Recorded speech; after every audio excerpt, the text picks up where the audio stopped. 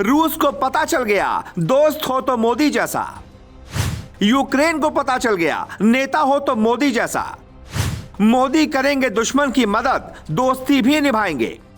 America को समझ नहीं आया भारत की तारीफ करे की आलोचना।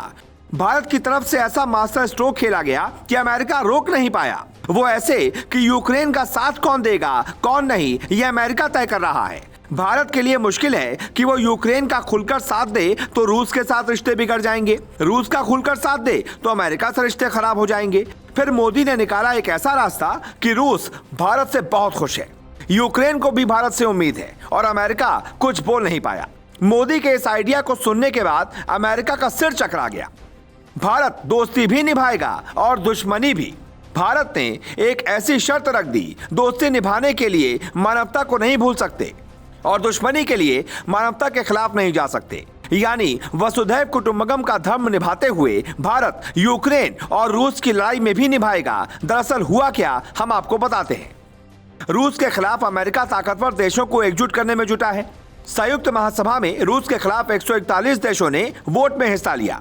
भारत की वोटिंग की बारी आई तो भारत छुपन छुपाई खेलने लग गया।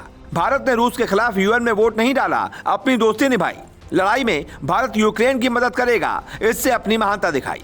वोटिंग के दौरान जो अमेरिका ने कहा वो शानदार है। संयुक्त राष्ट्र महासभा खुद को सबसे ताकतवर समझता है। वो मोदी का रुख जानना चाहता था, लेकिन मोदी तो निकले खिलाड़ी, उन्होंने रास्ता निकाला और भारत की ओर से वोटिंग के लिए मौजूद राजनयिक वोटिंग के दौरान छुपन छुपाई खेलने लगे। कभी सभा में आते, कभी चले जाते। अमेरिका ने भारत से गुहार लगाई कि वो वोटिंग करे, लेकिन भारत ने अपनी दोस्ती निभाई। इस बात पर अमेरिका की तरफ से भारत के लिए कुछ गहरे शब्दों का प्रयोग किया गया।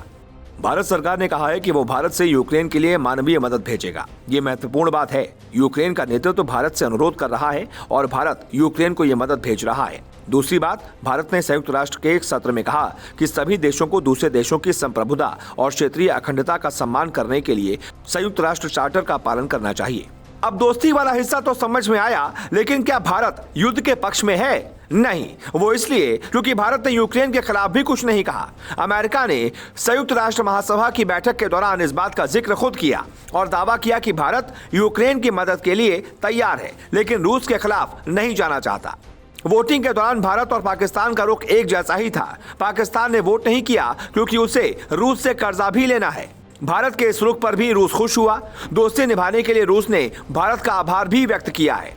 हम संतुलित रुख अपनाने के लिए भारत के आभारी हैं। भारत हालिया संकट की गहराई को समझता है और उसे पता है कि पूरी स्थिति की जटिलता क्या है। संयुक्त राष्ट्र में भारत ने गैर पक्षपाती रुख अपनाया है। हमें उम्मीद है कि भारत अपनी स्थिति को ऐसे ही बरकरार रखेगा। रूसी राजदूत।